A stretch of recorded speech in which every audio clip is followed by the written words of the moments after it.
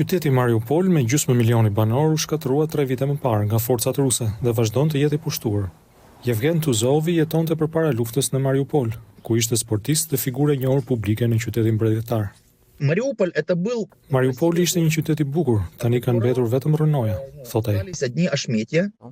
Presidenti i Ukrainës Volodymyr Zelensky thotë se qeveria e tij nuk ka hequr dorë nga Mariupoli.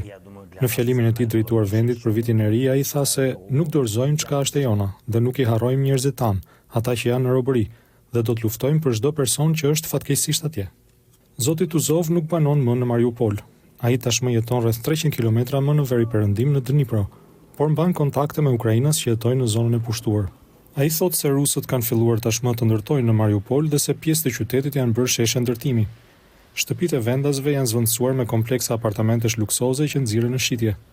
Siç kuptohet nga videot e publikuara në mediat sociale, disa banorë ndihen të dëbuar.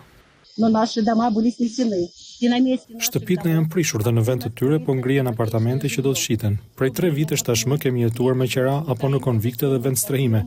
Janë me 10 mira si ne, thot një grua në një video.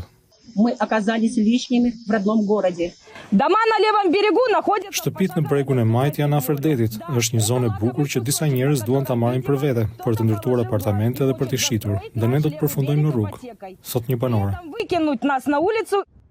Zoti Tuzov thotë se shumë rusë të ardhur ishtazi po blejnë prona me çmim të ulët në Bregdet.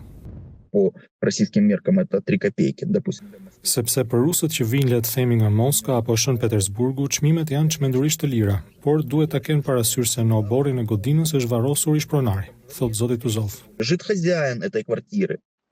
Forcat ruse gjithashtu pushtuan qytetin e Melitopolit në rajonin Zaporizhia në fillimet e sulmit ndaj Ukrainës. Që nga ajo kohë banorët kanë jetuar me frikë të përhershme, thot ish banorja Olga Leontieva. Ata që qëndruan gjatë agresionit menduan se do të çliroheshin së shpejti. Kur flas tani me disa prej tyre kanë ende shpresë dhe besim, por kanë frikë të flasin për këtë gjë. E dinë se shumë telefona përgjohen, kanë shumë frikë, thotë ajo. Ukrainasit në qytetet e pushtuara janë detyruar të marrin pasaporta ruse, pa të cilat njerëzit nuk mund të marrin ndihmë mjekësore apo të blejnë ilaçe në farmaci. Njoh një grua që është shumë e sëmur, i ka mbijetuar kancerit. Më mori në telefon duke qarë dhe më tha se ju desh të merrte pasaportën ruse pasi doktorët nuk i jepnin kujdes shëndetësor, thot zonja Leontieva. Shkollat po bëjnë rusifikimin e detyruar të nxënësve për t'u hequr identitetin Ukrainës, thot Svetelina Van Bentham, studiuese dhe juriste e specializuar për konfliktet armatosura në Universitetin e Oxfordit.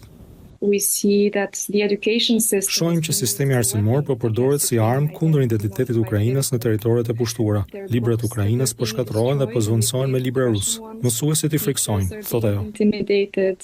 Megjithatë, disa ukrainas po qëndrojnë në qytetet e pushtuara duke shpresuar për ndaljen e luftimeve dhe dhënien fund të pushtimit rus.